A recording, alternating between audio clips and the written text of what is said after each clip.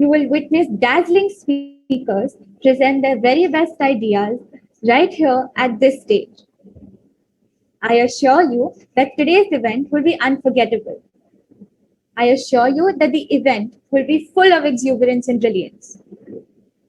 TED is a non-profit organization devoted to ideas worth spreading. Started as a 4-day conference in California 30 years ago, TED has grown to support its mission with multiple initiatives.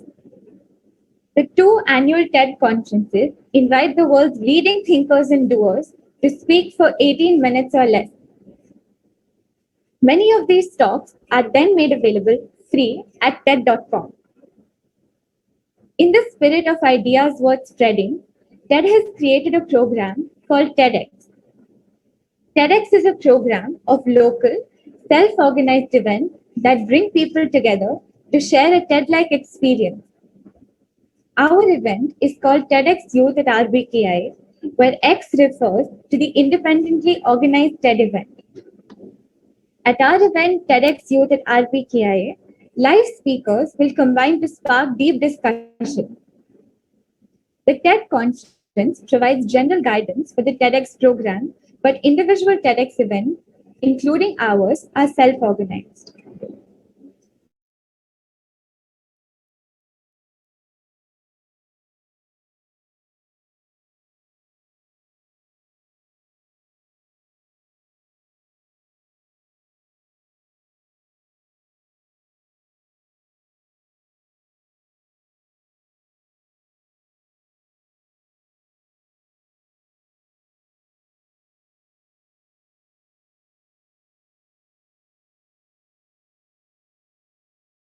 Events are held every year in 170 countries. It's a remarkable thing. TEDx events are self-organized under a... Welcome to something special. Welcome to TEDx. This TEDx event is part of a global conversation that takes place every day in every corner of the world. In schools, in theaters, in workplaces, even in prisons. People gather to hear the best ideas bubbling up in their communities. More than 3,000 TEDx events are held every year in 170 countries. It's a remarkable thing. TEDx events are self-organized under a license from TED, a non-profit organization devoted to discovering and sharing powerful ideas in the form of TED Talks. It's not TED itself, but your local TEDx team of volunteers that has done all the work to put on today's event, including booking all of the speakers. It's this team's ideas, dedication, and time that have made this possible. We really hope today's program sparks an exciting conversation. This is a day for curiosity and for skepticism, for inspiration and for action. The more you enter into it, the more you will take out. And now, on with the show.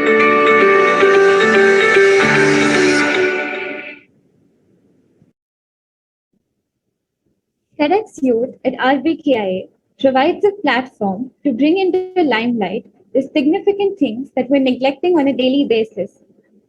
We believe that we must help our minds to shift our focus towards the unnoticed things, changing the way we perceive the world around us.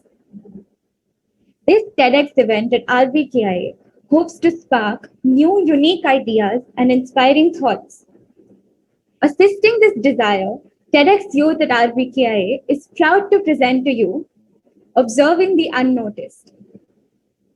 When you open your eyes, what's the first thing that you see? Most of the things in life go unnoticed, no matter how large of an impact they can have. The reality is, it's not always about opening your eyes to the unperceived. It's about opening your mind, opening your heart, opening yourself to new experiences. Observation is a full body experience. It goes beyond what we see, touch, and hear. It's about what we feel, what we think. It's about learning how to comprehend our deepest and truest senses. Why do we fear? Why do we love? Why do things work the way they do? What are we not seeing? What makes the bigger picture? Because, in fact, we never see things in the way they truly are. Things morph from one person's perspective to the other. Just how you've never truly seen yourself in the mirror, how others can see you. It's truly a mystery how sometimes we cannot see that which looks us right in the eye. We're negligent, we're unaware, and that is our blind spot. And it's not only a matter of seeing, it's of observing. That is when it becomes a choice. Observation is objective, and that is the truth. What you observe, what you see, what you identify is unique to you and only you. But sometimes you'll need someone to open your eyes. It's time to observe what's hidden, to see what we're blind to, the things that really matter.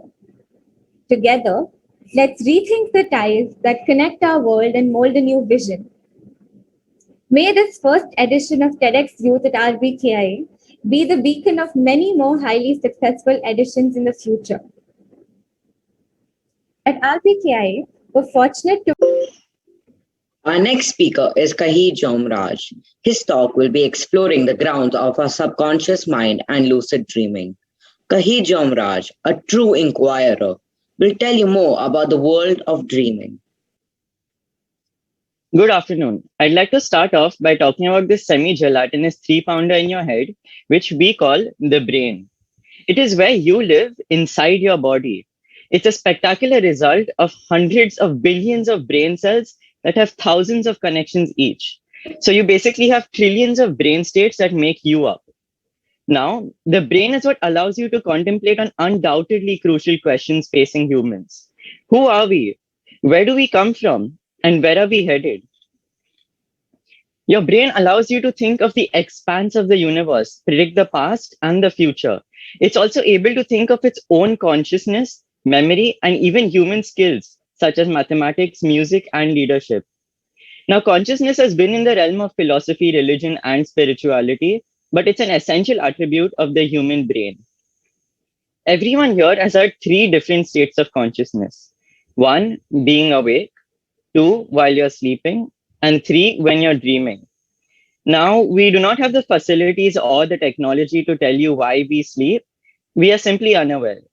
What humans do know is that if you deprive animals from sleeping beyond a certain extent, they die. We do not know why, but they do. So, there's still a lot for mankind to learn about sleeping, and we relatively know almost nothing about dreaming. Now, every single one of us here has had 4 dreams, 4 vivid dreams last night. And by raising hands, how many of you in the audience can recall every single one of those dreams? Okay, what about only one of them? Yes, so there is a reason that exists on why you do not remember your dreams. This is because you sleep during a stage called REM sleep, rapid eye movement.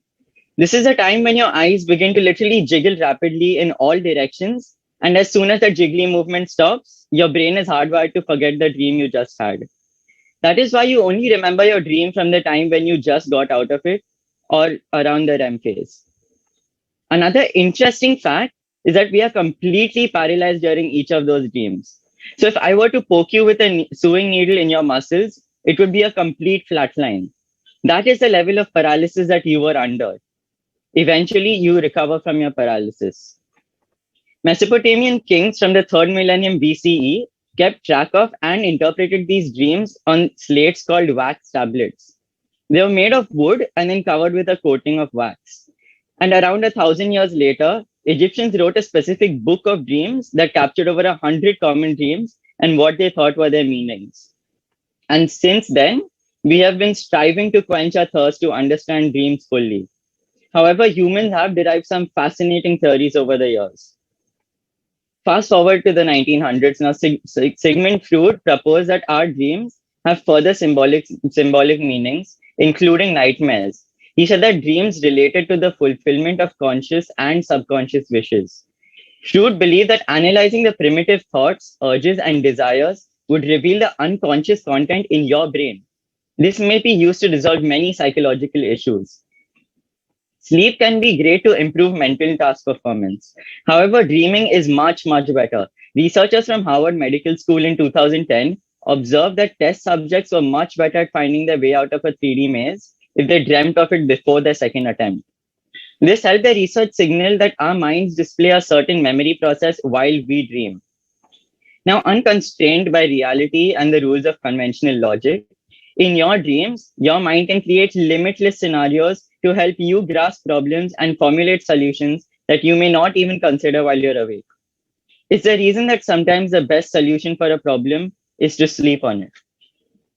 The constant activity that takes place during REM sleep and dreaming results in the brain functioning properly. Hence, when you go to sleep, your brain triggers this generation of data from its massive storage of memory, which is displayed in the forms of feelings, emotions, and thoughts. And those are just a few or more prominent theories. However, as technology increases our capability for understanding the brain, it's possible that one day we will discover the definitive reason for them. So, I've come across common questions like, where do dreams come from? What does it mean if I have a dream where my teeth are falling out? And most of all, how are our dreams associated with behavior after we wake up? However, one of the prevailing scientific perspectives on dreaming is the continuity hypothesis. The idea that we dream about things that we experience while we're awake. So last night, I had a dream about football.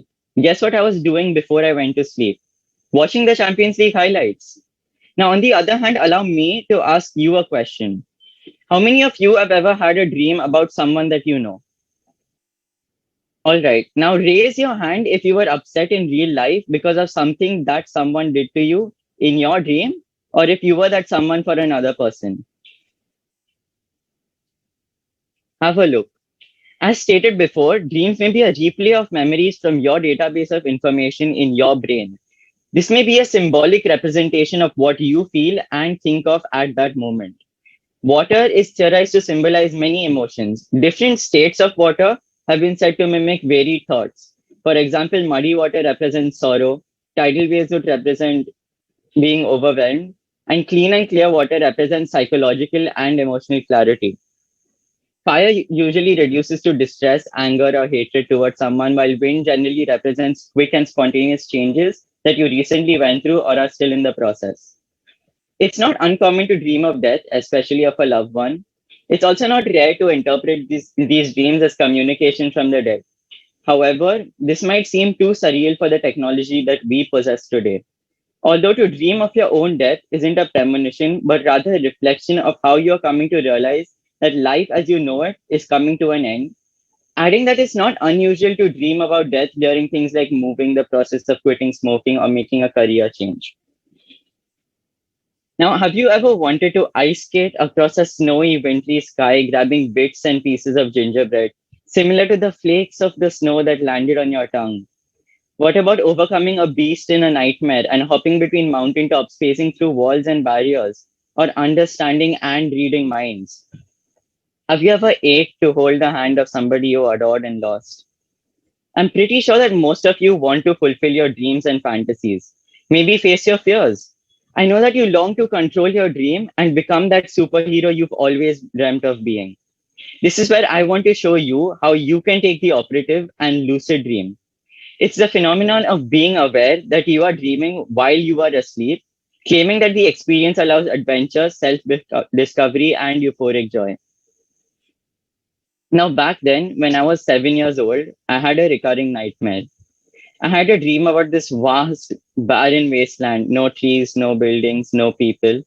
I remember being locked up in a rusty cage by the old, scary looking witch from Snow White, the one with the poisonous apple. I was terrified. That is why, as soon as I woke up, I ran to my mom and explained what the issue was as tears streamed down my face. I said, Mom, I need to tell you something. Please wake up, Mom. I told her about the nightmare. She hugged me and reassured me of the simple fact that it was non tangible, which means that I wasn't in any physical danger. Now, feeling much better, I went back to sleep. On a particular night, I had that exact nightmare. I was in a rusty cage. trapped and looking for an exit. That is when I remembered what my mom told me the other day. Cahir, this is just a dream. There is no need to be afraid. Now, intriguingly, that recall of thought did not wake me up. So I consciously knew that I was dreaming while dreaming. And I'm still able to recall most tiny details in that nightmare. I could feel my body, every object I touched. It was fascinating. It felt so real that I almost forgot that I'm in a dream. I was no longer scared of the old witch, and I felt much stronger and free in the dream. Now, as a 7-year-old, I had no idea of what just happened, but now I do. These sorts of experiences are scientifically known as lucid dreams. Like normal dreams, they also happen to occur during REM sleep. While lucid dreaming, we are provided with this fully immersive three-dimensional hallucinatory experience. It's like you've been sucked into a world of your own. You own everything there, you decide what you want it to look like and feel like. This is how real a dream can get. And as we understand, this may only be a fraction of the power of our brain. You could listen to your favorite tunes or even have full conversations with people. There are endless possibilities and you can shape them all. Finally, those lucid dreams are also a learnable skill. Around 20% of the general population has experienced at least one spontaneous lucid dream every month. However, nowadays, through scientific study, various techniques exist that enable one to experience lucid dreams deliberately. Currently, there are multiple thousand lucid dreamers around the globe who practice lucid dreaming that allow them to have extraordinary dream experiences that are extremely unlikely compared to our ordinary life's physical and social standards. Now, once you observe and add up the features of lucid dreaming, you can see that a lucid dream acts as a fully immersive virtual simulation. Back in the days, when one would encounter a dangerous bear while awake, we would be frightened at the slim chance of survival. If we survived, our dreaming minds would pick up on those threats from our consciousness the following night and simulate the same threats in our dreams. This would allow for our dreaming mind to reinforce the neural circuits involved with the scripts and the expectations we require to effectively survive the next waking life threat. If you happen to encounter a bear the following day, the outcome may be slightly different. Now, in modern days, most people wouldn't really dream of a dangerous bear encounter. We would dream about something like an angry boss or teacher encounter, or a family member, or a friend, or whatever we need to cope with in order to socially survive. And through that same process, our dreaming mind picks up on those social threats and simulates those in our dreams in order to reinforce those related to schemas and scripts and so on. Now imagine turning lucid in those dreams and to consciously and reflectively enhance that function of psychological development and use the flexibility of the lucid dream to experiment with improved behavior, to learn from the lucid dream, so that then the next day, when you would wake up, you could implement those learning experiences and improve your waking life circumstances from what you have learned and experimented within your lucid dream to improve your psychological well-being. Now, just a note, I do not recommend lucid dreaming unless you are well researched and supervised by a professional. And to conclude, we still do not understand how a brain completes such magical tasks and how your actions affect our subconscious mind. However, as technology advances, we will be able to learn and comprehend what the brain can do. But until that time arrives, we'll just have to keep on dreaming. Thank you.